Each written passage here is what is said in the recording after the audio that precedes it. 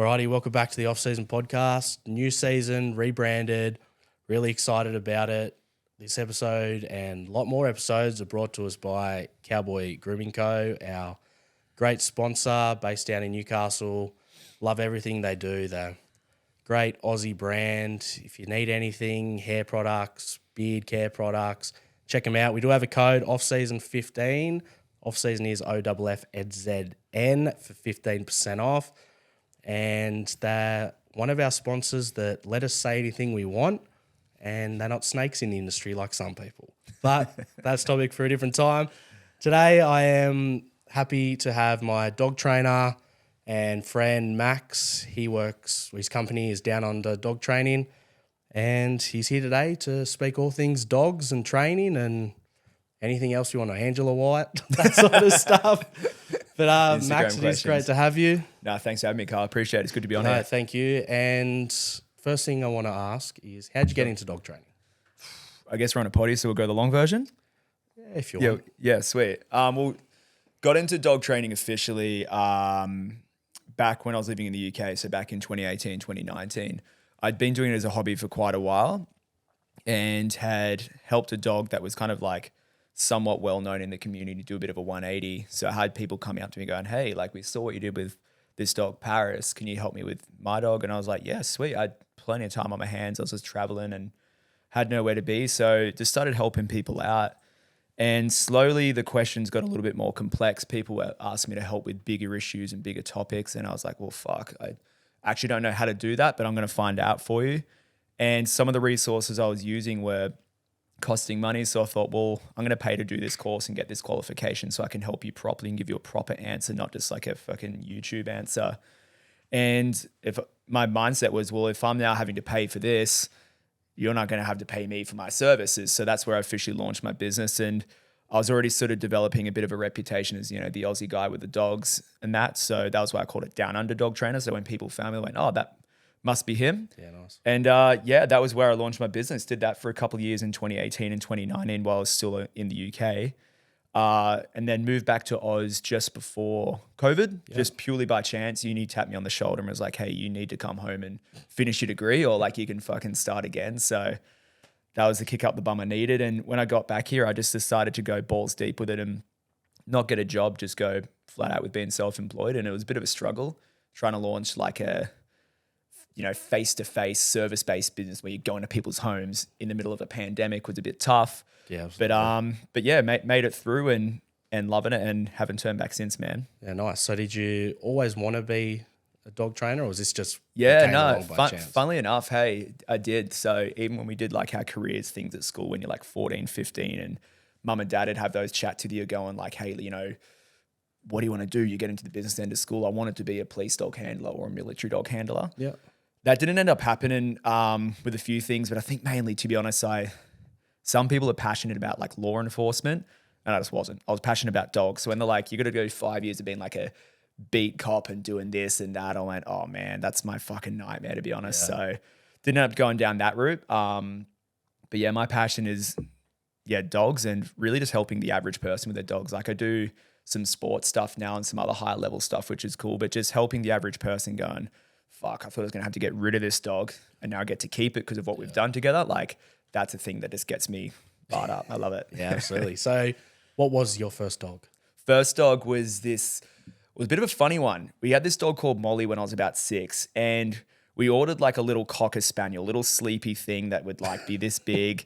And mum and dad got stitched up. We got this Brittany spaniel, which was like, like waist high, long leg gun dog. So it was like high energy. It was cracked out.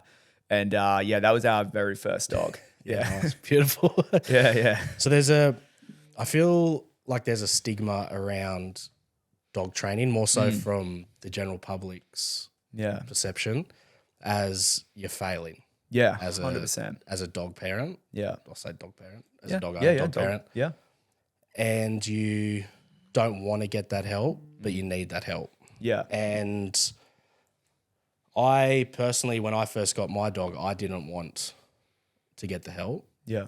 But then my partner at the time, obviously, Yeah. like, we need help with these dogs. And I think that's what a lot of people feel. Do you think that about the general public? 100%. I think it's definitely changing. Like 10, 15 years ago, when we had dogs growing up and we had issues, like getting a dog trainer just wasn't a thing. It was either seen as like a failure, like, oh my God, what, you can't raise a dog? Or as like a bit of a luxury, like we don't need a fancy trainer.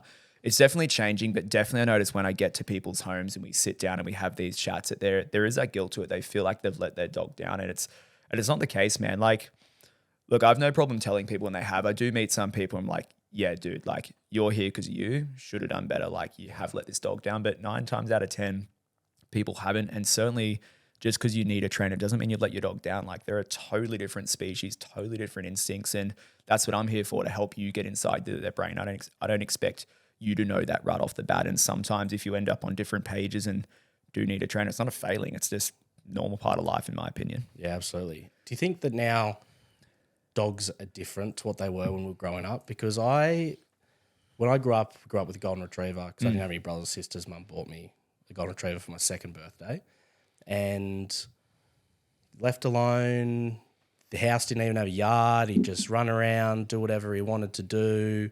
Friendliest dog in the world.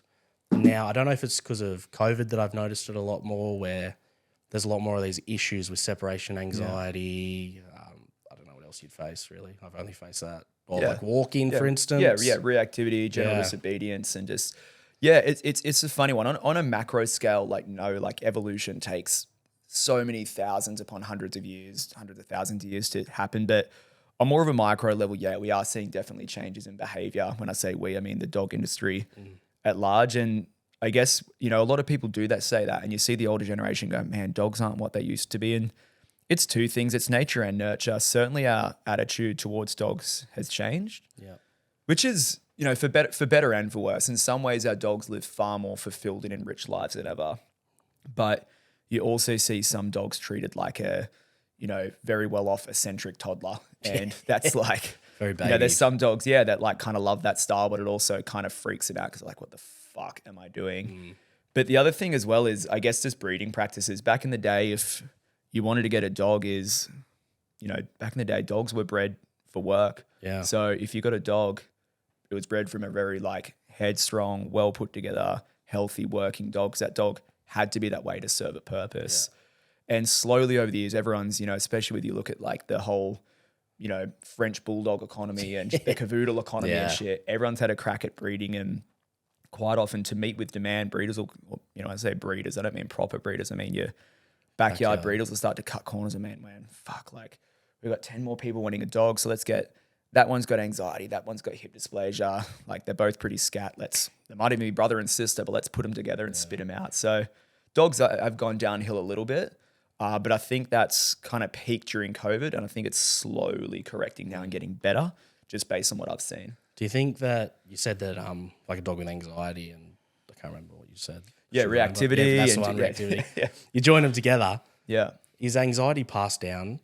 Do you think hereditary? 100%. This is a real topic I post about from time to time, is saying to people like, you need to meet the parents. Like the whole apple doesn't fall far from the tree thing is so true. And I mean, I take this thing that so seriously that when I was getting my Rottweiler, I flew to Adelaide and stayed 2 days with the breeders just to get to know the dog. And I was like, cool, he seems good from the 30-second videos I've seen and the photos I've seen, but I want to come and live with him for 2 days and really feel what this dog is like. And we did that with a few breeders, and some it worked out, some didn't, because man, like your dog is going to be either like its mum or like its dad. Yeah.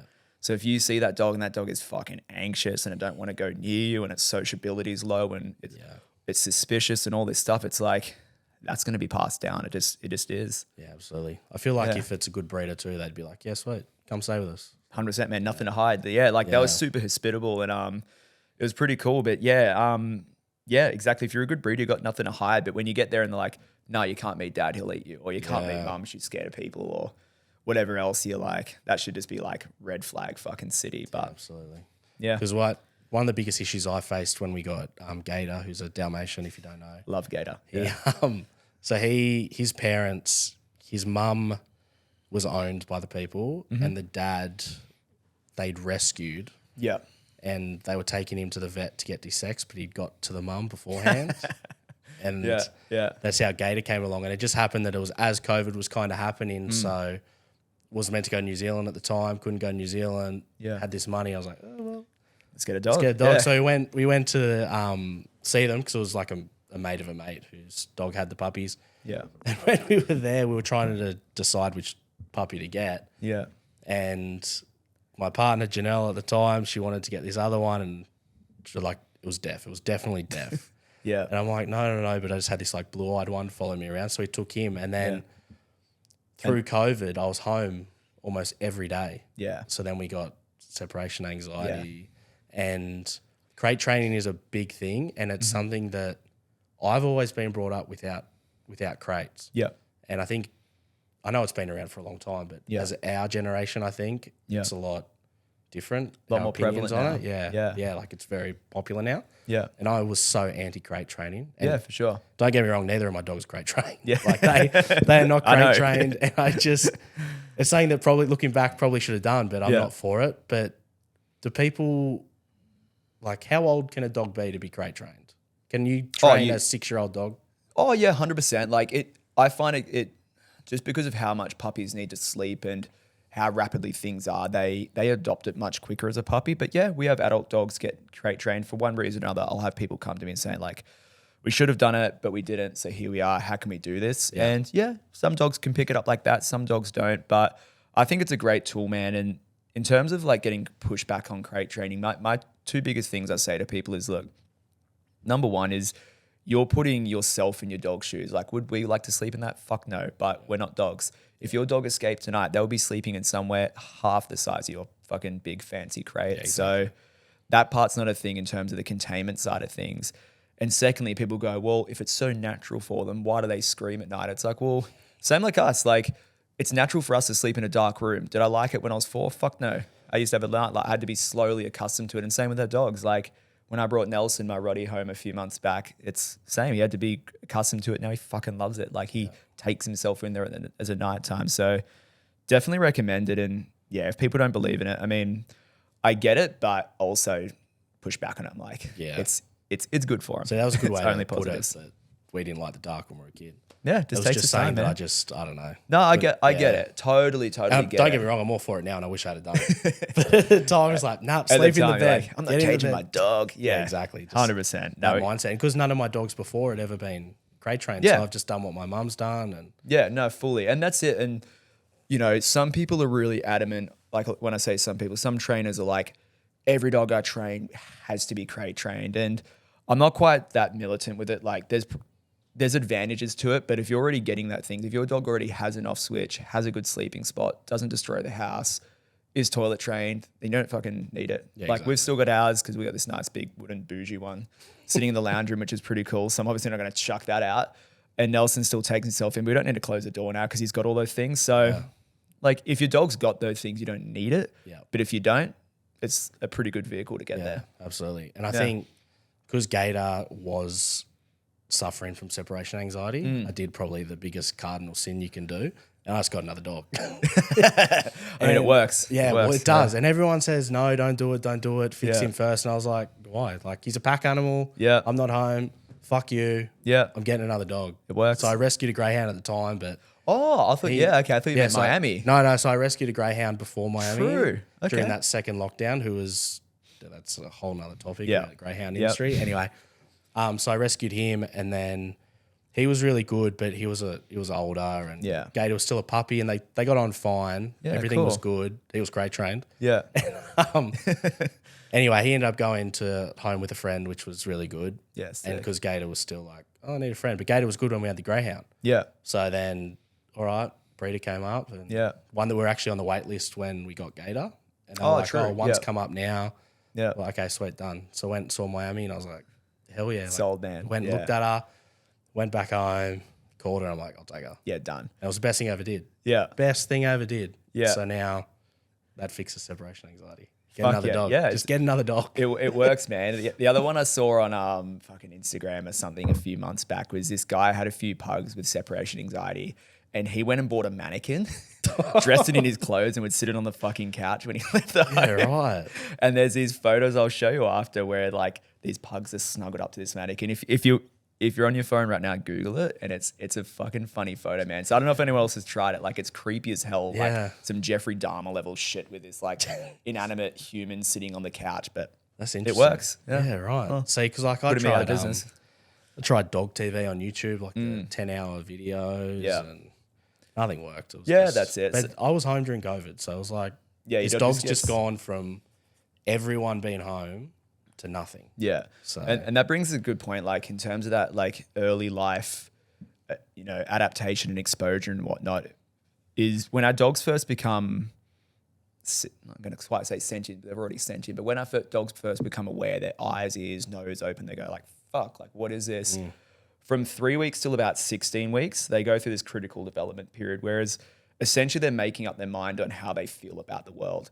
So that's when we've got to give them good exposure and good associations to anything in life we want them to be doing in future. We need to expose them to then. Yeah. So when my 8-week-old Roddy got home, straight away, hey, here's a bite sleeve, go bite it. Yeah. Or hey, here's some tracking, go do it. Hey, Home Alone. Hey, these are places that I like to frequent. You're coming along. And one of those things that we've got to expose our dogs to is alone time, because when 16 weeks is up, our dogs kind of made up their mind on how they feel about it. And if they haven't been exposed to that thing, whatever it is during that time, other dogs, people's alone time, it'll forever feel foreign to them. And I guess to put ourselves in their shoes, for example, and my example is the way I was raised, like we weren't super like back chatty to mum and dad, like they could be pretty strict. Yeah. So when I go to a friend's place and be like, fuck you, mum, and that, or I see kids do it, and it still feels so alien to me because I just wasn't raised that way. And same with our dogs, man. If we don't expose them to these situations, they forever feel like a fish out of water and makes it tough for them. See, like exposing your dog to all these things, when we first got Gator, I was very scared to do that because everyone was like, Parvo here, Parvo there, Parvo everywhere. And I was just like, what the hell? And then he ate something and got real sick. Like, damn. he was sick. And it was one of those things where I'm like, I'm taking him to the emergency. Yeah. $2,500 later at freaking Ouch. the emergency after hours. Yeah. It's just... Yeah. And then they wanted to keep him overnight, and they're like, "Oh, give him some anti-nausea." And I'm like, "Okay, we'll do that, and we'll come back." We recommend a 5-night stay for 8,000. Yeah, exactly. Okay, yeah. And we'll just drill, just Parvo here, Parvo there. Yeah. And that just scared the hell out of me. I'm like, this dog is not going out until he's vaccinated. 100%. Yeah. It's so tempting to cotton wool wrap him, and it's one of those things where you've got to manage the risk. Like on one hand, you got trainers going like, get him out from 8 weeks and this and that. And then on the other hand, you got vets going, don't let him leave the house. It lies somewhere in the middle. You've got to get him out, but you've got to manage your risk. Like, so again, we took Nelson out every single day, but if we're, instead of walking up and down the footpath, we just carry him. So he still gets to see all this shit. Or we'll be at a cafe and he's sitting on a blanket, or now what everyone loves doing, the whole Bunnings trolley and pet barn and stuff like that. It's got to get him out, but there's safe ways to do it. I mean, there's definitely cases out there, but for me, it's equally as dangerous if you don't get your dog out before 16 weeks. And we talked about that 16-week mark before. And by the time they come out, they've had their final jab and they go, cool, I've never seen another dog. I've never left the house, never been left alone. And what the fuck is all this? Is they forever feel like a fish out of water and they really struggle to adapt. And that's probably one of the biggest predictors of reactivity. Like myself and the other trainers I work with and employ, we talk about what cases we're seeing, and its reactivity is just spiked, as well as separation anxiety after COVID, because people weren't going out, dogs weren't going out. So seeing all these new dogs, they're going, what the hell is that? That was the toughest part. Like, we couldn't introduce him to anyone because we weren't allowed to go anywhere. Like, it's tough. And I'd still walk him down the street and stuff. But you're not seeing any other dogs. No. Luckily, he's the sweetest dog in the world. He's got a good nature. His reactivity is just towards loving humans. And I think that's something that people need to know is reactivity is not just aggressive. No. Like, it's not just bad. Yeah. And I think that's something that when you say reactive, that's what people think. Like, he's trying to bite someone or another dog. No, I had a dog the other day who was reactive, but like super friendly and that. But it was just like every time he saw a dog, you'd think he's a fucking lottery winner. He'd just like, ugh, just explode. But then like he just goes, I just want to hug you so fucking hard. So which is good, storms. but then also it's not still what you reactivity. want. It's still tough. Yeah, big umbrella. Big umbrella. Not what you want. So at what age do you think, for a puppy, not a human, at what age do you think you should get serious about training? Like, say, like you got puppy school and that, but then like getting a trainer. Like, do you think you need training after puppy school? Yeah, 100%. Like puppy school is definitely a really, really good start. but it's preschool. You know, I see a lot of people come to me when the dog's 3 or 4 years old and they can't do anything, but they do lots of bad shit. And they go, oh, we did puppy school and it just hasn't worked. It's like, well, it's like sending your kid to like prep and then going like, oh, why is he not a brain surgeon? Yeah. It's like, well, it's kind of the same thing. You know, like learning is a bit of a lifelong thing, and you learn all these lessons when your dog's a toddler. Like you got to reinforce them. And a lot of people just fall out of the habit of keeping up with their homework and this and that. And that's why we do our puppy school a bit different. So, you know, you're reading things like Atomic Habits and whatnot and studying behavior changes. It takes for humans about 4 weeks to create a habit, right? Yeah. And coincidentally, that's about the same time a lot of training courses run, about 4 or 5 weeks. So right at the end of it, just as we're starting to get there, we go, all right, it's over, see you later. And people fall out of that rhythm of doing their homework. So our courses go for 8 to 10 weeks. Like we get people in the habit of over the next couple of months and giving them homework and holding them accountable, building solid habits. So even when after the courses end, they're still in that rhythm of going like, all right, 5 p.m., time for training and stuff like that. And that's why we get really good results, is because ultimately you are your dog's environment. So if we can change you, we can change your dog. Yeah. And, do you think routine is good for a dog? Yes and no. Yes and no. So structure, yes. Routine to a degree, but it really depends on the dog. There's a saying that, you know, dogs love routine. They love it a bit too much. Yeah. So if you can maintain that routine and it's easy to sustain, sure. But if you start conditioning a dog, hey, you get fed every morning at 8, you walk every day at 5, we do this. When that routine's broken, it causes them a little bit of anxiety, and some more than others. They can get a bit Sheldon Big Bang Theory about it. And if it's not met, they can get really, I see some dogs who at 3:59 are like looking at their owner, and if that clock strikes 4 and they haven't been fed, they're like whining and pacing, going, fuck, like almost OCD about it. Yeah. So structure, like, hey, every day you're going to get 2 meals, you're going to get a walk, you're going to get some playtime, you're going to get this. Yeah. Probably in the morning, but maybe midday. Kind of be a bit loose about it. It's probably somewhere in the middle. I make sure I mix up feeding times. Yeah. Some days you'll be fed at 5 a.m. Some days you'll be fed at 10 a.m. Oh, there's nothing and then worse. You'll have dinner between. Yeah. Or they're just looking at you going, come on. It's funny though, because my cat has OCD. Yeah, no way. He just has to be fed 5 p.m. every day. And if you're not home, or if you get home and he hasn't been fed, he is just meowing at you like, feed me now. Cats are funny, my man. Oh. Yeah, I don't fuck with cats. We tried training our cat a bit and he did a few cool things. Cats just have their own world. Yeah, cats are just cats, man. Yeah.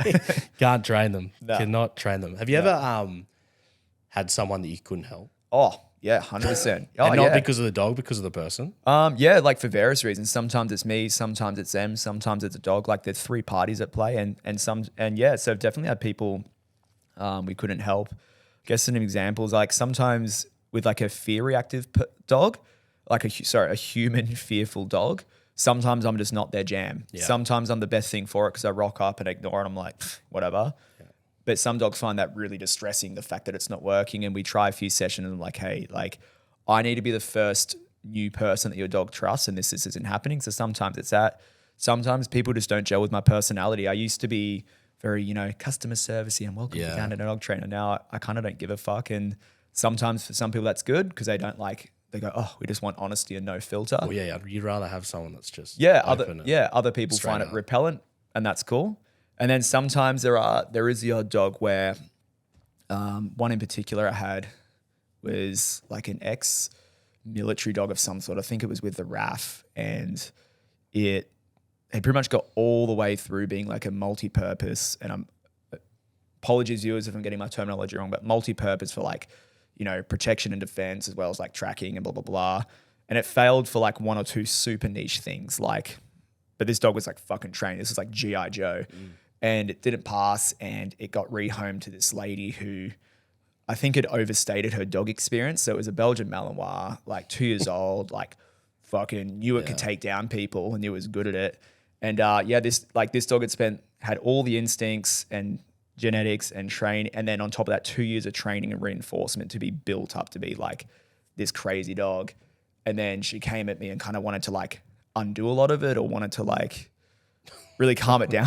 and we did one session, and this lady had this like flimsy fraying lead on. This dog was like launching up at not the arm height, like face height, getting like this far from me. I'm like, sorry, I don't want to touch this. And then it was funny speaking to a few other people like around the coast. They're like, oh yeah, we saw that lady too. And yeah, part of it. Yeah, anyway, that was a crazy one. And then sometimes people want change, but they don't want the process. It's a really weird thing. They go, hey, I want my dog to do this, but I don't want to do anything. And I want him to you do just it got to hit now. them point. Yeah, exactly. Right now. And especially in this day and age, social media, people see these 30-second quick fixes. Hey, here's 2 steps to fix your activity like that. And people are expecting that. And so there's for a host of reasons, there's definitely been clients that we couldn't. It's funny help. you say about the Belgian Malinois, because I'm going to ask you this question now. It's Cool. from Jack Lawrence, Oh, a cool. Hey, mutual Jack. friend of ours. Yeah. If you haven't listened to his podcast, check it out. 1 minute remaining. 1 minute remaining. Sorry. He's got his new one as well, which is I forget the name. This like the got one to help Wanted. put you to sleep. Yeah, I listened to it on the plane. Did Yeah, put me to sleep. it works. Can confirm. He did say it was about dog trends in popularity due to Yep. social media. Movie dogs. Oh, sorry, the movie Dog with Channing Tatum. Yeah. Obviously. Yeah. Does it worry you? People see these incredible dogs online, go out, buy one without knowing the amount of work it takes to own one, and with that, do you think we'll see a rise in these type of dogs in shelters? Which then I've added. You already see a lot of like German Shepherds in shelters, especially older ones. Yep. So do you think the whole social media trend, because like you had Frenchies, I say Dalmatians as well. Like I'm not guilty of that, but I have 2 Dalmatians. You got them for the right reason. Yeah. But no, definitely certain breeds have their moment. Like Frenchies and Cavoodles really did during COVID because they're a small, like easy to live with dog, etc. And I feel like Belgian Malinois or Mallies are having their moment right now because of the stuff you see on social media. People are like, oh my God, that dog ran up the side of a building and through a 2nd-story window. I want that. Like, Why? Why? You don't need that. So, and then especially movies like Max and everything or Dog or whatever the fuck it's called. And yeah, like if you look at like our training group chat with other local trainers and other trainers abroad and whatnot, it's funny whenever a movie like that comes out. Like there's a new one on Netflix at the moment. It's like number 2 in Australia today, and it's about some cop and his German Shepherd and his Mallies and whatever. And we all collectively go, oh fuck, another Mallee movie. Get ready, everyone. We're gonna get an influx of clients. So definitely we're seeing that at the moment. People getting dogs like that are just trending, and it's so interesting watching it revolve and change and people's attitudes, and then all of a sudden it can go in the wrong direction. Like all of a sudden breeds can just become like total just what's the word I'm looking for? Just pariahs where people go like, don't touch that breed. We hate that one. So it's really interesting watching it change. I just feel like that is one breed of dog you should just not own. Yeah. Like unless you are trained in that, you have 23 hours a day for that dog. Yeah. That is not 100%. a dog you should touch. Unless you're doing like some sort of dog sport that aligns with that dog's breeding, or unless you're working in the police, military, and you need them for something or some sort of tracking thing, like you do not need a Malinois. You just don't. Yeah, no. There's another dog trainer on the coast, Steve. Canine Steve with Googe. Yeah. That dog is cool. Is I love impressive. watching his stuff. Yeah, man. And I just think I would not have that. Like dog's great, looks great. Yeah. That's not what I want. I haven't personally met Canine Steve and Googe, but they're friends of a friend. I'm mates with Will, who served with him.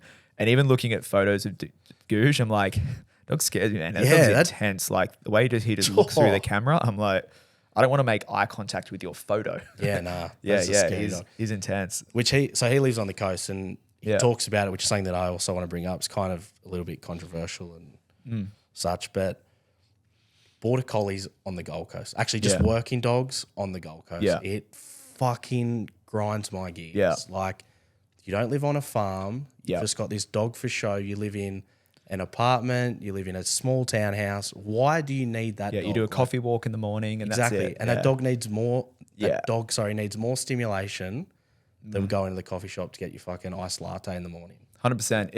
It's one of like the biggest predictors of behavioral issues is just getting a dog where it's like your life and that dog's breeding and needs just have such a misalignment. And you see that, man. Yeah, border collie is like Gold Coast is like the border collie capital of the world, I swear.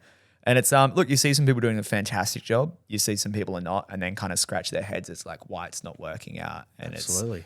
But it's a funny one. Like for example, we're in an apartment. We've got a working line Rottweiler. Like he's a high drive, very active, very busy dog, but you wouldn't know it because every day he gets a chance to bite, he gets a chance to track, he gets a chance to do some obedience, he gets ran. He gets all these things fulfilled. So when he's inside, honestly, there's times where we check his pulse. Like, are you fucking alive? Like, he's so fulfilled. But then there's these other people who contain this dog like a caged animal and don't give it those outlets and wonder why they got these behavioral problems. That's the thing. Like, 1% of people can afford to have that dog. They live that lifestyle. They can walk their dog 2-3 times a day. Yeah. It's stimulated. Other people just in the backyard. It's a crazy one, man. It's like, you get a dog that you need, not the one you want. It's insane how many people buy certain breeds that some of the people have never even met. Like, I'll say to people, you know, like, what's your experience with, I don't know, border collies?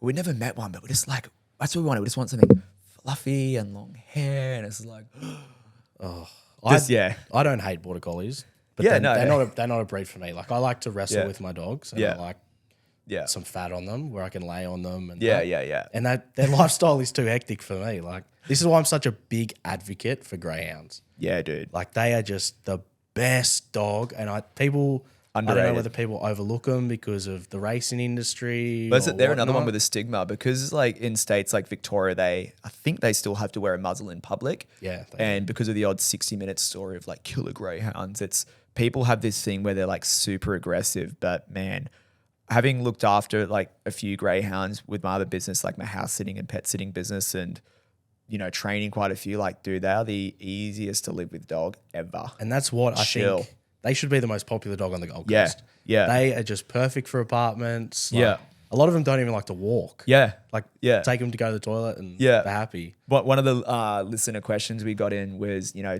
top 5 breeds recommended for beginners. And I literally had like Italian Greyhound if you want a small one, Whippet if you want a medium one, Greyhound if you want a large one, because they're just easy, man. Absolutely. I am such a big advocate for greyhounds. 100%. Love them. And especially the rescue. Like, some of them do need a bit of rehab because they've grown up in a kennel environment. They haven't been around certain things and they can take a bit of time to adapt. But when they do, man, like, absolutely, the best dog. Like, my partner and I are pretty close with one greyhound in particular. Shout out to Turtle, the greyhound. Most ironic name ever. Yeah. And we've just definitely one day go, when we like have this, you know, enough time for a second dog, it'll always be a greyhound. Yeah, absolutely. Like, we love them. I love them. I love them. They're easily one of my... Yeah. They'd probably be my favourite breed of dog. Yeah. Yeah, that's fair. They're cool as... As a trainer, obviously you talk to a lot of other trainers. Do you ever disagree with other people's training techniques? Yeah, 100%. I mean, 100%. Like, even there's such a broad spectrum. You got, on one hand, you've got people who are very, you know, rainbows, fairies, it's all rewards and I'll never say no to a dog. On the other hand, you got people who are like, I'm going to decapitate you if you don't do this and I won't pay you if you do. And you're kind of like, so I find like most trainers will operate somewhere in the middle. But even so, like, even staff, when we have like healthy debates, or other colleagues, we have debates on training, like, there's always something where you kind of disagree with. Everyone's got their own approach. So yeah, all the time. Hey, there's things that you go. Do you have any beef with any trainers? No, it's cool. No, like, I've got beef with one who I won't name. I think I know who you're talking about. I remember in our DMs, you're like, this motherfucker. I have a funny story about that, actually. Yeah, cool. There's certainly people I have a very low opinion of, which I won't name here. But no, like, I'd like to think for the most part, where I'm pretty big on networking and helping each other out. And there's clients I get where I'm like, oh, you know what? You'd be better off seeing so-and-so because he or she is going to be more your jam than me, and vice versa. So we're pretty well connected and we like to network, but there's certainly people where I'm like, ugh, like, you suck. Yeah. Just objectively. So absolutely. But yeah, we won't name any names. No, yeah, I'd beef not on air with one. Dog trainer in particular, the one I messaged you about. Just about things he said online and that. And then I called him out on it. No reply. Nothing. Yeah, right. Anyway, so like, whatever, you don't have to reply. That's cool. But then it happened that a friend of mine from Sydney ended up having him as their dog trainer. No way. Yeah. How was that out of interest? Apparently he's really good. Yeah, okay, cool. And I was like, okay, well. Yeah. He can shut his mouth down. Yeah.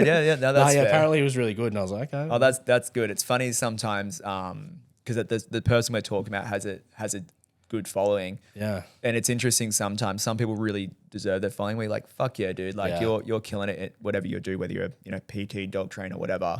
But then some people, like, again, not naming names, who have got like 2 million followers, and you're like, you've got the loudest voice, but it ain't the best one. Exactly. Like, it's an interesting one. So that's really cool to hear that person in particular. Really good to hear. Which I wasn't happy to hear. I wanted to hear it was shit. You're all Wanted to go salty. harder on him, yeah. I wanted you to be bad at your job. Well, it is what it is. Yeah. Why do you think people adopting dogs, why do you think they go towards breeders instead of shelters? Why do I think they go towards breeders over shelters? Yeah.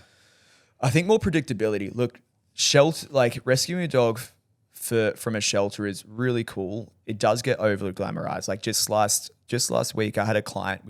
We'd done a session or two together, and she'd adopted a pit bull who was sold to her as like a mastiff from a shelter or whatever. And it was really glamorized. You know, you're going to be part of this dog's rehabilitation journey, and there's never a bond like a rescue dog and this and that. But the reality was, it's like, this thing's got me 4 noise complaints. I can't go in the backyard without it like jumping and clawing my face out of excitement. Like it's put a crack in our plate glass. It's like eating all my kids' toys. And it's just like, it requires 4 or 5 hours of stimulation a day, which we don't have. And look, this is not every dog, but what I'm saying is rescue dogs can be sometimes a really easy case. Yeah. Sometimes it can be hectic. And I feel like people go to breeders for that predictability, just to go, you know, I had another client who'd rescue failed a couple of times. Like one of them got put down, one of them got sent back, and they said to her, hey, look, like it's really cool trying to do what you're doing. Yeah. But you've pulled one dog out of the system and now it's dead. You pulled another dog out of the system, put it back in. I was like, you can do your bit by getting a dog who's like, I'll help you buy, and it will never go into the system. Yeah. And then she has. So like, as good as rescuing is, if people got dogs from like good solid breeders and got dogs who I guess suited their lifestyle and whatnot, is we wouldn't see dogs in shelters. Like that's how we stop it at the source. We keep pulling dogs out of the system and it's awesome. But unless we actually stop it at the source, like if everyone has got dogs that fit their lifestyle and they're realistic about that, shelters would be empty. Simple. Oh yeah, and all these backyard breeders kind of fuck it all up, don't Yeah. they? It was like I mean, buying a working line Rottweiler for protection stuff, it was interesting looking around. And one night I was like, fuck it, I'm just gonna go on Gumtree and have a look. Oh, fuck that. And there are some scat breeders and out there where you go, man, that is like, you're already going like, I know I'll see some of those pups in 6 months for behavior training. 100%. It's interesting. A bloke I know, he got his dash hound from someone like that. So it's as a mini dash hound. That's not a mini dash hound, eh? Yeah, it's about 4 foot long. Yeah. That is a Doberman. Yeah. Funny story, actually. When I was over in the UK, the I don't know what the politically correct term is. I think they call themselves travellers, so I won't say gypsies. But gypsies, travellers, whatever. I don't know anymore, gypsies man. Still okay, isn't I think they still call themselves gypsies, don't they? That are gypsies. Oh, there you go. All right, cool. Gypsies. Over in the UK, because like when a lot of dogs are born, they look so similar. Like people thought Nelson, my Rottweiler, was a dachshund because of his little eyebrows, and so the gypsies were breeding Dobermans, who coincidentally look a lot like dachshunds when they're little. And somewhere along the line went, hang on, $2,000 for a Doberman, $3,000 for a dachshund. Oh. And they were selling these Dobermans about 4 or 5 weeks before they got too tall. And apparently there's a really funny news article where people go, we did ask them going, he's not very long and he's quite tall. People go, yeah. And they'll go, no, it's all good. He'll grow up, then he'll grow out. And there's these photos of these really grumpy Brits like sitting on their couch with this fuck off Doberman next to him going, we wanted a sausage dog. And so, yeah, it does happen, man. People, like we said, our first dog we thought was going to be this big and it was this fucking big. So it happens. I love Dobermans. Yeah, they're cool. They're Hey, such cool dogs. Yeah, A mate of mine, Alex, has one. Oh, for real? Yeah, so cool. And Zena's her name. Yeah, and her tail, she's got like a pigtail. Yeah, they got the little ringlet. Yeah. Are they down in Tweed by any chance? Yeah. Black Benora. one, female. Yeah, I know. I did some reactivity stuff with her. nice, Funnily enough, I know that one. Yeah, so they small world. I think I would have recommended them. Yeah, recommended you to them. Thanks, man. That's okay. Yeah, Zena, she's real cool. She's such a she's softie. a cool one. She's she's a real good dog. What else I had to say was, what's going on in the UK with the bully ban? You mean? Yeah. Do you agree with it? But no. So like before we start, yeah, I think this is kind of a trend in the UK. Yeah, and kind of a beef I have. I'm not the biggest UK fan as it is, but yeah, they did this with the German Shepherd. Yeah, they did this with, was it the Roddy they did it with as well? Oh, I think in it was, the UK. Yeah, they banned a few breeds. Okay, as far as I'm aware, the Rottweiler isn't, but maybe it wasn't the Roddy. Yeah, but they did it with the German Shepherd. Yeah, and now they've done it again with the Pity. Yeah, and I'm a big Pity guy. Yeah, I think they're beautiful, and all the studies show that they're one of the most gentle, loving breeds, and it's all these backyard breeders. Yeah, people getting them for the wrong reasons. Breed these real scat dogs. Yeah, yeah. Do you think that's right to just ban a whole breed? I'm somewhere in the middle. I think certain people should be banned from having them. Yeah. And I ultimately think that there should be like a licensing or regulation. For example, in Germany, who's like the dog training capital of the world, his breeds are regulated. So we've got some friends moving back to Germany soon who are German with their Rottweiler. And that Germans are like, why you got a Rottweiler? Why do you need it? Prove it. You got to do this like behavior questionnaire of like 100. Like I was looking at it going, fuck man, this is tough. Like there'd be dog trainers who'd fail this. And they like, you got to prove you know your shit or you can't bring that dog back to the country. And I think that sort of thing, because dogs are tiered, man, like putting all dogs under the same umbrella as dogs, like the average person can go and buy a fucking Malinois or a Pity or a Roddy. Like it is insane. And so I don't agree that the breed should be banned in total. That's not the answer, but you should have to, in the same way you have a reptile license. The average person can't go out and get a fucking python. You got to prove you've got the knowledge and the expertise to own that. And I agree with that. But isn't it crazy that that python lives in a glass tank and won't see the light of day, so to speak? But the average person can go and get a carnivorous predator that can grow up to 80 or 90 kilos and is very adept at taking down things our size. And you can go give it to an 18-year-old who's just moved out of home, green as anything. He goes, fucking Malinois. Like, it's insane. Yeah. So, licensing. I think people should have a license, but I like the idea of tiered licensing. Yeah, just tiered. But like, you want a Groodle? Go for your fucking life. You want a Malinois? Sit this test. And it's like, what that would also be good for, you know, if that was like a similar thing, it was like a 1 or 2 day thing, it cost you a few $100s, you had to do a bit of study for it, say like a boat or jet ski license, it'd deter a lot of people, that people go, oh, you know what? I don't want one of these dogs that fucking badly. Absolutely. And it'd just be a bit of like a fuckwit filter where it's like, if you can't be bothered to put in a couple of hours of research and 2 days of your time and $300 to get this dog, well, it's probably a good thing you didn't get it. Absolutely. Yeah. I had a bloke on my podcast who I became mates with, Dr. Kwan. He's a vet. The street vet in the States. Sick. Yeah. So he runs a charity, the Street Vet or Project Street Vet, which is now across, I think, 7 states in the US, which is really good. And he helps the homeless with their dogs. And he said that pit bulls with the homeless are the nicest dogs. They are just the absolute best dogs you can work with. They're also friendly. And it's funny because these people he calls them the unhoused. They're unhoused. They live on the street. And they've got these dogs that are just so well behaved, well trained. And people who live in houses have time for their dogs, have the worst fucking dogs. And you're just like, what? That's it, man. And going back to what we were saying before, that 16 weeks, like those people get their dog at whatever age, and from the get-go, that dog's exposed to everything, man. A lot of these people, you know, living rough and living on the streets, so that dog's used to traffic, hundreds of dogs walking by, hundreds of people. So they're just bomb-proof. And when you can't, you know, I'm making a generalization, but if you generally can't afford training equipment, you're going to rely on just skill alone. So you're going to like build a bond and build engagement with that dog. And if you got all day without a lot to do, is just spending time with the dog, man. It's crazy. And I've said that time and again, like, you know, having traveled, you know, Europe and Asia and the world, is you see some homeless dogs, you're like, man, you're like killing it. You're better than like some of my clients have been training with me for months or years. Like, you've just got it down pat. It's pretty cool. Yeah, it's pretty inspiring. Crazy. It's funny because Europe's acceptance of dogs is so fucking different to here. And I feel like we are slowly getting there. Yeah. But like, 'cause my family's Dutch, they're in the Netherlands. Oh, for real? Yeah, Vanderpool. Yeah, sick. And they, like, their dog just goes everywhere. They got a Bernese dog. Yeah. And that thing just goes everywhere with them. Like cafes, bars. Yeah. And not just like to the outside, like it's inside. inside. Oh, yeah.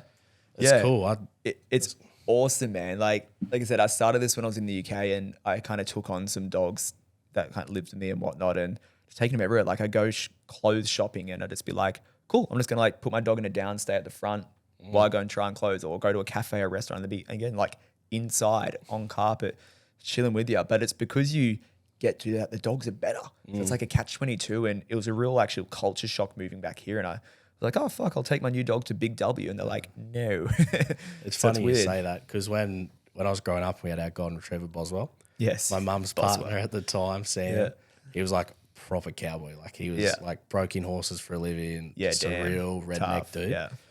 Anyway, so he pulls up his car. I was with him one day, and there was like no car parks when we were at Coles. And he goes, don't worry about it. Park straight in the disabled car park. And we had Boswell in the back, and he goes, come on, grab Boswell out, and this lady goes, "You can't park there." He goes, "I'm blind," and just walked through Coles with this golden retriever. And I'm just there like, "Wow, this is so cool." And then when I got Gator, I went to like just this little convenient IGA store thing. Yeah. And I just have him on the lead, just walk straight through the store, and the dude's like, "You can't have him in here." I'm like, "He's a service dog." Yeah. And I, you know what? And it's probably disrespectful to service dogs and that, because Gator's like, ooh, a little bit crazy, but it's amazing what you can get away with confidence. Like I do a lot of assistance dog work, and this one time I was looking after my friend's like blue staffy Pablo, who's like a bit of a crackhead, but with the right training, he's good. Anyway, different topic, but I was looking after him, and I had to run in the store, and I was like, fuck, I can't leave this dog in the car. It's so hot, man. But this dog's a bit of an idiot. So I was like, fuck it, I got a spare jacket. Let's chuck one on him, take him into Woolies. And it was this funny man walking around, and I was like, sent a video to his owner, my mate. I was like, hey, like, look where your dog is. He's like, what the hell? But yeah, we've all been there. Yeah, I've taken Gator in like Kmart and stuff. Like, yeah, just walk in. Yeah. Walk in, service dog. Yeah. It's probably really bad, and people are probably going to hate me for it. Nah, it's all good. It's as long as it's not impacting anyone.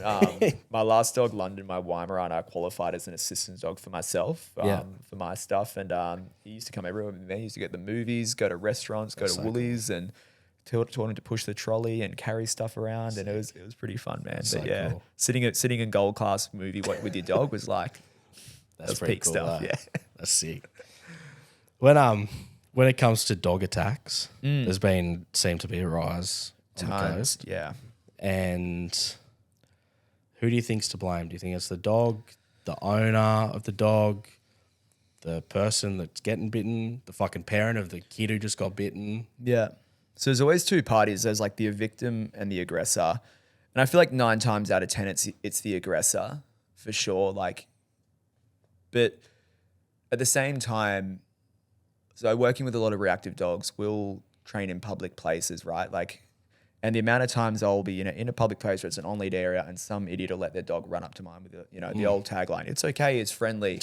And it's just like, we've been working months convincing this dog, hey, public is safe. Dogs aren't going to run up to you. Dogs aren't going to invade your bubble. Like, dogs are going to give you space. Just trust me and stick with me. We'll be okay. And that dog's going, yeah, I'm feeling it. And then boom, like, Polly the Groodle will run up and just boom, headbutt this dog out of sheer excitement and friendliness, and it just goes back. So I feel like it dog attacks or dog fights, like it's such a grey area. Sometimes it's the aggressor. Again, working at dog parks, you see some people rock up with your dog, and I'll say to the person with them, like, hey, watch this. That dog's going to kick the shit out of like 3 dogs in here.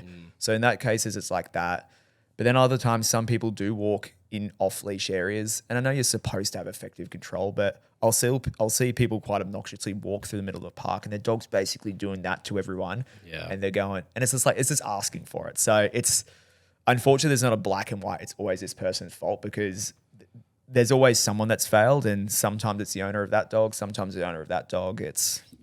Dog's always the one to blame. Yeah, that's But it. in saying that, train your fucking kids. How hard is it? Don't just walk up to random dogs and pat them. Oh yeah. Oh God, fuck. Even adults, like, don't come and pat my dog. Like, your biggest thing, it's insane. I haven't seen a Dalmatian for years. I grew up with one. Don't pat my dog. Yeah, it's insane. I had this one real bad one day back in the UK. I had this German Shepherd Ralph. So if you go to my Instagram and look at one of our pinned reels, it's a video of a German Shepherd ripping a fucking bollard like that fat out the ground, and this was buried 2 foot underground in like English clay. Like, I could not have pulled that thing out. This dog just pulled this giant bollard out. So that dog, this is who I'm talking about, Ralph. So Ralph was like a police dog reject. So super hard German Shepherd. And I was just doing some training with him, and we're having a break. So I was sat at the cafe just having a little hot chocky. Ralph sat next to me, and next minute I just hear this like air snap. Just see his jaws going like a big sort of sound. And I look and just grab the leash, and this kid's doing this with his hand. And apparently, like, the dad then had to go. We had a bit of a thing. This fucking dog. It was like, apparently this kid had like reached down, went to touch him, and Ralph had gone, like, fuck, you're touching me, and gone to air snap. So, to train your kids. Exactly. Seriously. Like, it's. I have no problem telling people to fuck off. Like, 100%. And don't touch my fucking dog. Yeah. And it's like, would you rather your kid get told to fuck off by a stranger or get their head bitten off? It's like, but if you just train them. Yeah. And with my dog, it's not even because like they're going to bite you. It's just because they need to be my dogs, Yeah. not yours. That's it. Yeah. They're excited for me, not for you. Like, Yeah, exactly. Yeah, like inner focus, and it's so insane doing this job, man. Like on one hand, I'm more confident around dogs than ever, but I also am like less trusting of dogs than ever because you just see like the amount of dogs with aggression problems out there and how good they are at hiding it. Some people have just suppressed the hell out of that dog. Where that dog will give no warning. They'll just be walking around. They're like, I'm not allowed to growl. I'm not allowed to bark, but I'm going to bite your head off still. Yeah. And it's crazy. So Absolutely. yeah, even if that dog looks friendly, just don't let your kid run up to you. You just don't know what their temperament's like. And as well as that, even if it's friendly, it's freaking rude. Yeah, exactly. Absolutely. It was like when I got Chicago. So he came from a trainer. It was during who's Chicago? the Greyhound. Oh yeah, Greyhound, yeah, Chicago. I have this Gator weird Chicago American Miami. name. No, I like it. No, I was gonna say I've never heard Gator Miami before. They're fucking cool names. Yeah. Now everyone calls their dog Gator. Really? I've seen so many. Yeah. Oh. There's another Instagram. Yeah. Gator the Dalmatian. You're Drives me kidding. crazy. Yeah. Ugh. Anyway, so Chicago. It was Chicago Focus was his racing name. So just kept Chicago. Yeah, sick. So when we got him, it was during like the second lockdown, and I was part owner of him. This was before I was Oh, for real? industry. Yeah. Yeah. Anyway, so the trainer at the time, I won't tell the full story because probably gets people in trouble. Yeah. Anyway, so I was like, yeah, I'll take him. Just send him to me. Like we'll use the $200 in the kitty. Yeah. So anyway, so it's during lockdown. There's no one in the car park of Movie World. So it's just an abandoned car park. And I'm there in my old white ute. Yeah. This van just pulls up and this bloke just hands me this dog. Like I got his collar in my car, keep it around my gear stick. Yeah, sick. And he just handed me this dog with this yellow collar and just goes, here you go. And just drove off. Yeah, so I right. had this greyhound, wouldn't get in the fucking back seat of my ute. And I'm like, come on, brother. I had to lift him up. He's a big greyhound. He's 46 kilos. Dang. Get him into the ute. At first stop, we're going to the vet, like going to get your vet checked. Yeah. Get him vet checked. Teeth are all good. Everything's all good. Friendly as, like the most friendly dog. Anyway, get him home. Meets Gator. They have their meeting. Everything's great. It's all good. Feeding time. Like I'm like, we'll feed him separate because he's come Never from know. training. Yeah. Anyway, so he's feeding, and I've always had this thing with my dogs that when they're puppies, I'll put my hands in their food, take the food away, grab them, whatever, like just annoy them while they're eating. Yeah. So I'm like, I'm not gonna. We're gonna circle back to that, by the way. Okay. I'm not gonna do this with him straight away because I don't know what he's like. Anyway, so I was probably about a meter away, and I went to step towards him, and just fucking growled. Yeah. Right. And I was like, holy shit, damn. okay. Yeah. So like, all right, he's food aggressive. And slowly, like, took me ages, probably about 3 weeks, where I could finally like pat down his head and put my hand in his bowl. And we got there. He's really good with food and stuff now. But he'd been playing with toys with Gator, like squeaky cows and all pigs and all that kind of stuff. Yeah. And I brought home a new toy one day. And it was like one of those long caterpillars that you see like greyhounds love. Oh, like yeah, they yeah, like yeah. to cuddle up with. Ball, yeah. Anyway, so I've put it down and he's Gator's like grabbed it and squeaked it. And I never saw this side of Chicago before. And he just fucking lost it. Just fucking grabbed this toy off Gator and ran straight to his bed and was like guarding it. And I said, I'm like, just grab Gator, put him in the bedroom for a minute. Yeah. And I went to like go grab it and he just fucking leapt at me, like grabbed my arm. Damn. And I was like, holy fuck, rightio. So I had to like go get food for him. Yeah. So he'd leave it and got rid of the fucking toy. Yeah. And it took so long. It was just this one toy just set him off. Yeah, damn. Like, and he was good with other squeaky toys. It was just this thing. And yeah. I'm so glad I was there. Like, Yeah. Well, I guess part of like training greyhounds, and again, I'm not a greyhound trainer, but just my limited understanding of how they do it is you've got like the prey drive motor pattern or cycle, right? And it's in essence, it's like identify prey, stalk prey, chase prey, catch prey, kill, consume, etc. With greyhounds, they kind of keep them in like, it's almost like a cock tease. They always do the foreplay. Hey, there it is. Chase it. Oh, you never got it. Yeah. So it's so interesting seeing greyhounds the first time they're at home, they get access to it. Like, hang on, is that the motherfucker I've been chasing for the last 5 years? I don't know what it was with this toy. Like, he just... That's it, man. Bang. Yeah. He'd always seen it. He just never quite had it. He'd always been dangled this far from fucking him. got me. Like, he bit me. Ouch. And as soon as he bit me, he realized, like, I shouldn't have done that. Like, it's wrong. Yeah. But he still fucking bit me. Yeah. Like, and that doesn't worry me. It's you're training. Like, he's come from an old home. And, Yeah. But, yeah, like, fuck, it was... Ouch. Yeah. Part of the process. They got a big, long snout, man. There's a bit of power in there. Oh, yeah. But, fuck, it took me ages to be able to get my hands in his food. Hectic. I wanted to circle back to that because that's, like, one of the biggest, like... old wives' tales or like myths or kind of things that's still in dog training. So there's two types of dogs. There's dogs that are going to stand up for them, dogs that'll stand up for themselves, and dogs that won't. So this like technique of putting your hands in the bowl and touching their face and desensitizing them to it will work for the sort of dog that'll never say anything. They just go, oh, fuck this thing again. Yeah, cool, used to it. But if you have the sort of dog that would stand up for himself, that you're creating a ticking time bomb. So imagine like I'm your new housemate. Yeah, you're the sort of person who would tell people to fuck off. Yeah. So I'm your new housemate, and before we sit down for dinner, I go, enjoy your meal, Kyle. And you go, the fuck was that? All right, that was a bit weird. And then night two, like get down, sit down for dinner the next night, and I put my hands in your bowl. I'm like, oh, doesn't that look good? And then day three, I take it over. Oh. But day four, you go, you just again, I'm not going to knock you out. Yeah. And a lot of dogs do that, man. And people will come to me with these like severe resource guarding things where they go, oh, I just don't get it. My Rottweiler wants to take my fucking head off when he's eating food. I can't even be in the room. And we did all this as a puppy. I'm like, do you want to say that out loud again? And maybe you'll spot that. Yeah, right. But yeah, these dogs, man, like the ones that'll stand up for themselves and go, hey, I grew up taking your shit, and at some point I am sick of it and I'm not having it. Yeah, right. Yeah. So it's just an interesting. If you think you're doing that with your dog, maybe don't. Really easy way of doing this. If you got to always done it. Yeah, no. Easier way is going like, hey, my hand's in your bowl, and it's dropping more food in. Yeah. So imagine me like coming into your house, right? And you see me poking around your wallet. You're like, the fuck? And you go in there and you see, I haven't taken 50. I've put in 50. You go, okay. And then you see me do it again and again and again. Soon you go, put your hands in my wallet. It's pretty I'm interesting. Good. Yeah. So I'll stop taking my dog's food then. There you go. Yeah, there you go. Alrighty. So I have a couple of questions for you. Yeah, sweet. I feel like we're going to need a whole nother episode. But all right. So I got a couple of questions. Apart from the Roddy, what is your favorite breed? Pomeranian.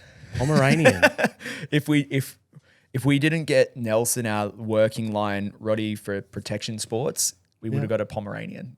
So it's totally different dogs, like total juxtaposition. But if it didn't work out, we couldn't find exactly what we wanted, we would have just gone, fuck it, we'll get a Pomeranian. I love Poms. Just cool, sassy little dog, but fun, smart. You can just do fun shit. What about top five? Top five like favorites or for me? Okay. Definitely, yeah. Rottweiler number one. I would say I've still got a soft spot for Weimaraners. Like if you look at my company logo, it's a Weimaraner. That was a dog that like, you know, helped me launch my business. I've owned one. I've trained hundreds. Like they're quirky as hell. There's a part of me that clashes with them and going, oh, you guys suck. But I do love them. They got a soft spot. Poms are definitely in there. I do like a good German Shepherd's pretty hard to beat. It's a good all-round dog. And number five. This is in no particular order, by the way. It's only four. That's only four. Yeah. Oh, that's only three. Roddies, Poms, Shepherds, Wimes. No, we got four. I was like, oh, damn. The Shepherd. Number five. That's really tough. I'm just gonna say just a good honest Labrador. Pretty tough to beat, man. I've owned two. I've raised three for like Guide Dogs Queensland, and they're a pretty sick dog. Yeah, just good all rounder again. Mine are, you know what? Yeah, I was gonna ask you. Yeah, Greyhound, Dalmatian, Golden Retriever. Yeah. Owned all three of them. Loved them. Yeah. Don't know if I'd ever own another Golden Retriever though, just because I've had one and it's hard. Yeah. Isn't that weird? You kind of go, they're the best breed. I want another one, but you kind of go, I had a good one. Yeah. I don't want to tarnish it. It's like Dalmatians. I don't think I'd ever own another one. Yeah, I've got two great ones. And what's 4 and 5? Pitbull. Yeah. Just fucking love them. They just when they raise right, when they're such good, they're dogs. Good. Yeah. And Saint Bernards. Yeah, fair. Fucking love Saint Bernards. Yeah, that's pretty cool. Yeah. Big dogs. Like them. Okay, what about your top 5 breeds for first timers? Top 5 breeds for first timers. So if you're looking for a small dog, like I said before, an Italian Greyhound or like a Cavalier, they're just easy. They chill, they sleep. Cavalier, King Charles, or an Italian Greyhound if you want something small. Both of them are in mine. Oh, there you go. Boom, dude, you're onto it. You want another job? Oh, no, Italian Greyhound's a special mention in mine. Oh, there you go. For something medium, again, a Whippet, Golden Retriever, Lab for that sort of size. Yeah. Or if you want something large, a Greyhound, or funnily enough, a Rhodesian Ridgeback. Ooh. Rhodesian Ridgebacks, if I look at my like breed stats, are one of the purebred breeds that I see the fewest of. True. And they're one of those breeds where I'll see people out and about with their Rhodesian Ridgeback, like killing it. I'm like, wow, this dog's just like trotting beside you. They're calm. Yeah. And I'll just sometimes go up to people and go, hey, dog's good. Like, who do you train with? I go, nothing. Like, they're just, if you get out and socialize them right, like they're pretty actually easy dogs. So if you want that like big dog who like looks a bit tough. Like a greyhound doesn't really look tough, but if you want that dog that like looks cool, looks a bit tough, has a bit of guard dog sort of presence and energy, Ridgeback's a pretty cool one. Yeah, nice. I got Yeah, what did you get? greyhound, obviously, golden retriever, Nailed it. King Charles, Bernese mountain dog, Yeah, actually that's fair. Yeah. Yeah, If you my want a family giant, have had them. good shout. and I put Great Dane.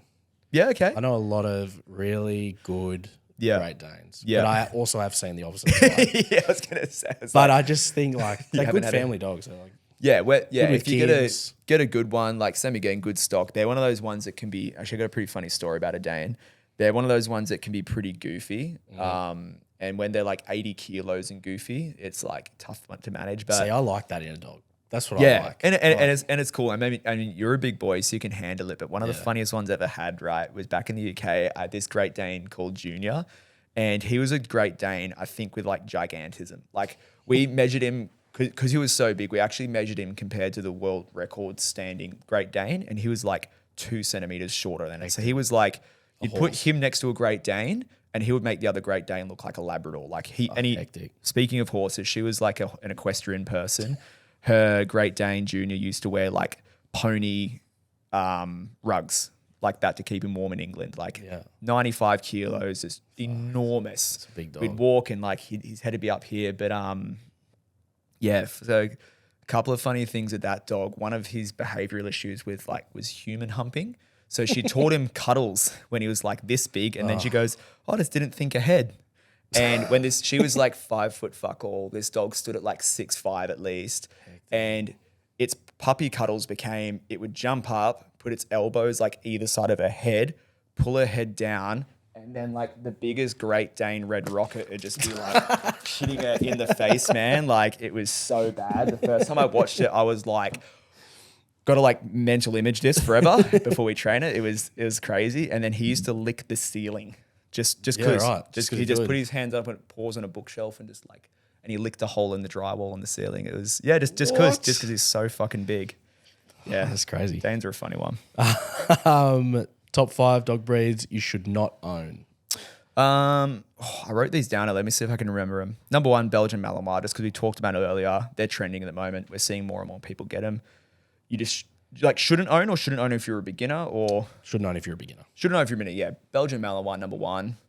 I'm gonna like. There's obvious ones where I could go all these like exotic breeds like Caucasian Shepherd, like or the Alibi or Kangles, but I'm gonna like go more like realistic ones, like breeds people actually get. So number 1, like a Belgian Malinois or a Belgian Shepherd, you just don't need. Number 2, I'm gonna say people love them as a beginner breed, but German Shepherds like They're both in mine. yeah, cool. There you go. Numbers don't lie. Like ask any trainer what's the most common breed you see, and they'll probably say German Shepherd. There's just a fuckload of them out there. Again, they've become overbred, so you see a lot of real nervy German Shepherds. And the thing to understand is a nervy golden retriever will kind of wince away. A nervy like German Shepherd goes, if I don't trust you, I'm gonna fuck you up. So like they're a great dog, but probably not for first time owners.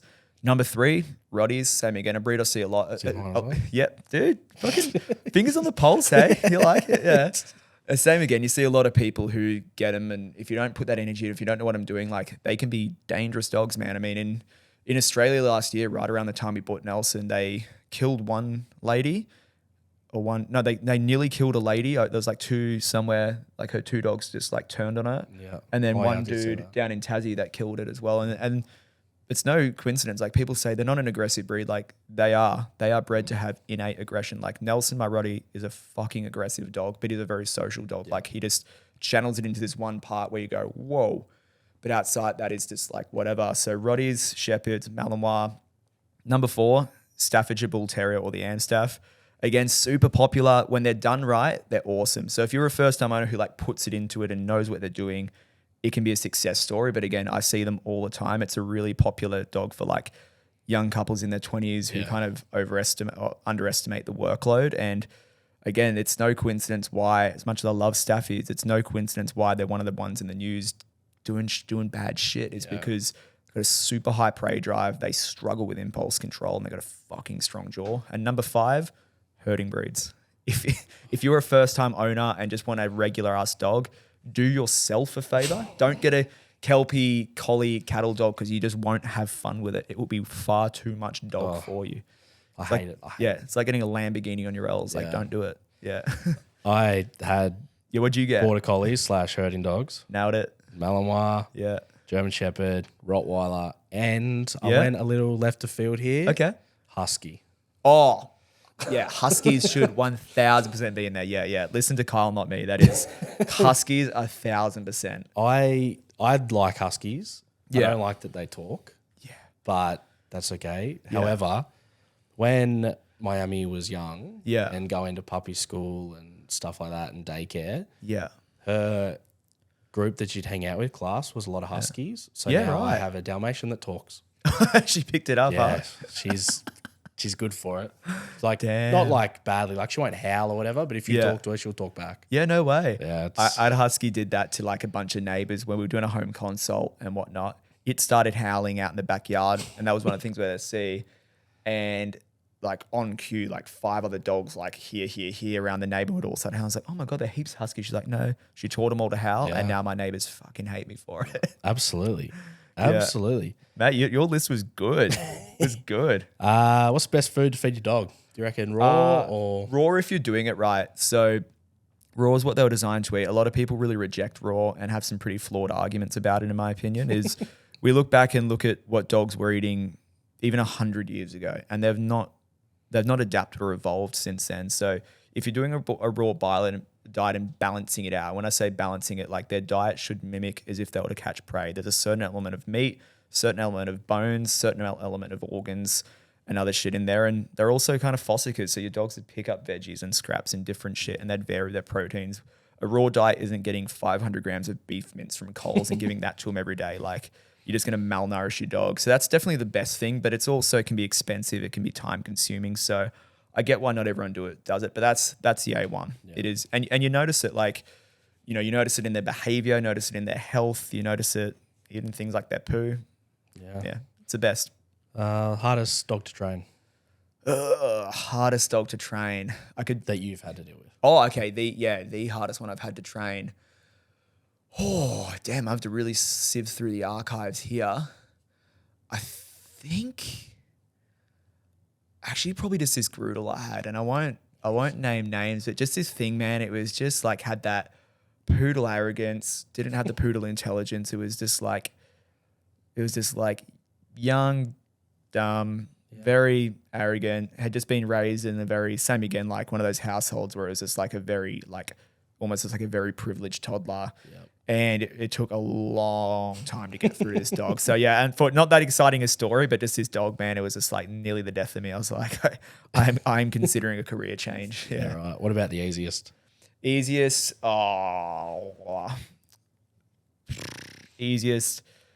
Okay, so the easiest one I trained outside of like owning my own dogs was this. I can't name her for legal reasons, but one of the guide dogs I raised just had the most solid work ethic ever. She just came and she's like, "What do I need to do to become a guide dog? It's my fucking dream." And I was like, "Okay," and it was just. And everything just happened quickly, and she made me look like a superstar. And I was just like, "Dude, this is all the fucking dog." Good. But yeah, so That's good. so That's her. cool. Yeah. This is a pet hate of mine. Okay. Retractable leads. It depends how they're used. So, like literally a month ago, I was doing the North Burleigh to Burleigh walk, which you know on the Gold Coast, and there was this like chick on her phone with a retractable, and she had it must have been like in the open setting, so the dog could free roam. And this dog's just cut across a path to chase a turkey, this little thin line, and this bike rider didn't see it and has just gone through the leash. It's like pulled the dog. It's like nearly got the guy off the bike. It's ripped it out of the owner's hand. It was just the biggest clusterfuck. So like that, they can be shitty, but if you use it right, it's so good because it's like a long leash, but not having all this shit. It's this, if you use it properly, great. But if that's like your default lead for walking, your dog's all over the shop and you're like just being a dickhead about it, then they're everyone's worst nightmare. I just fucking hate them. I totally get that. If you see a skilled handler with one, you'll go, that's actually a sick tool. I just don't know. I just look at them and you hear horror stories of dogs like strangling, cutting their Yeah. throats, and Well, actually, remember I said rewinding like a bit of time with that dog Paris, that one that started it all for me. He was like known for being a dickhead. yeah, So one of the worst things he did was he broke his owner's zygomatic bone, like this eye bone here, because she was locking her door. She had the retractable and open. So that dog had like 10, 20 meters to wind up, big 40-kilo Weimaraner, and pulled her into like the stone part of her house, just went boom as she unlocking her door and just like completely cracked her face open and broke it. So yeah, so they can be shit if they're not used if I properly. need a long lead, I just use a horse lead. Yeah, fair. Like nice long Grab one lunge for an line. attack and just Yeah, go there you 25 go. meters. Boom. Go. Done. Easy. Also, another pet hate of mine Yeah. is when people buy dogs for gifts. Yeah. I mean, yeah, that's a weird one. That is a I weird just one. hate it. I just Yeah. if someone wants a dog, Just they'll an get one. unplanned. Yeah, just like a Yeah. Hey, here's a 15-year commitment that's going Merry to cost you a lot of Christmas. time and money. I'd be like, fuck you. like unless it's for your kid. and Yeah. like- Yeah. like Unless that you're going to sort of like, thing. yeah. But you've spoken about it, and you're like, Yeah. okay, we'll Yeah. get you a dog. Yeah, for sure. No, that's But like it. if I just came in today and was like, Surprise, take a dog. Here's a Like dog. on Bridesmaids. Luke, can where- you bring in the puppy now? Here's a fucking puppy. Yeah, yeah. Like, Like, yeah. oh, thanks. Yeah, it's a bit of a stitch up. I don't think I run into that too often, but occasionally I have. It is when I do see it. Yeah, you see it with like kids, but it's like we got it for the kid, but it's Yeah. like a family dog. That's just like you just didn't want to buy a birthday present that year. Yeah. But yeah, for couples you see it a lot, and like I'll sit down with a couple and be like, so how did you get Daisy? And she's like, well, Matthew got me Daisy as unplanned, which is so kind of him. And you're like, It drives me crazy. I don't. Yeah, It's just a weird pet hater. yeah. No, it's good. like, don't- Totally agree. don't Yeah, dogs do it. aren't a gift; they're a commitment. Yeah, absolutely. Yeah. And another question was hardest thing to teach a dog that has been mistreated. Just think it's just case to just case, or- just to trust again, man. Is like some dogs, there's all this talk about trauma now. It can be like that with dogs, and some dogs have got it in them to move on, and they're like, yeah, no, like I'm open, just give me some time. And some dogs who just go, nah, it was so bad, and I'm just not willing to open myself up again. So some dogs you just see, man, it's so sad. They're just broken. They just go like, nah, I'm not interested in like opening up because I just don't trust. Yeah, for dogs that have been, was it mistreated? Was it? Yeah. Some dogs it's just to trust again. They might learn to trust that one person, but outside of that, they just don't. And I've had cases like that where we'll try for a bit, and you just have to have that honest conversation with the owner and go, look, I could take you a ride and bill you for 10 more sessions and clean up, but I don't think I'm going to get there with you. And maybe you could see someone else, but I think this journey is going to be like so tough for your dog, and I don't think they're going to get there, and it's just going to cause more stress. Like I don't think that they're going to trust again. They just be happy with you, and that's it. And that's always a tough conversation to have, but yeah. Yeah, absolutely. Alrighty, and where can people find you? Cool. So you can find us on Facebook, Instagram, and reluctantly TikTok. I'm not a huge TikTok operator, but anyway, we're on there. Down Under Dog Trainer, and I suppose Google website, that sort of stuff. We don't do Snapchats or anything like that. Fucking nah. OnlyFans. I'm good. Yeah. Dog training in the nude. YouTube will be coming soon. We'll be doing some longer form content, some more instructional stuff. Nice. So that's like a work in progress. But yeah, Facebook, Instagram, TikToks. I sound like a boomer putting S on there. Snapchats, TikToks, Instagrams, but on all those social platforms we're there. We post lots of content like helpful reels and shit like that, and just stuff to help get the message out These there. good videos that you put out there. Thanks, man. Appreciate Do it. enjoy them. And you are based on the Gold Coast. Based on the Gold Coast, yeah. So we service the Gold Coast and surrounding areas. So we've got staff that service like the Northern Rivers in New South Wales. Oh, that's cool. Staff that sort of service the Northern Gold Coast towards Brisbane, and then out like Scenic Rim as well. And we also do online consults. So given that we started in the UK and whatnot, is we do consults with people in like England, the US, interstate. So Pretty cool. yeah, do stuff like that. We have people needing help who just like the way we approach things. So get on Skype and do some demos with Nelson in my lounge room, and they're on the other side of the world doing it with their dog, or I'm in their PJs, they're finishing work, but it's a bit of fun. Yeah, nice. All right. So if you want to find Max, we'll link all his socials anyway below. Tag him on Instagram, TikTok, wherever we post, we'll tag him. But thank you very much for coming on. It's been very good. We'll probably need to do another episode, but Cool. I'm very up good. for round two now. Thanks, Amy Carl. Appreciate it, thank mate. you. Cheers. Cool. You.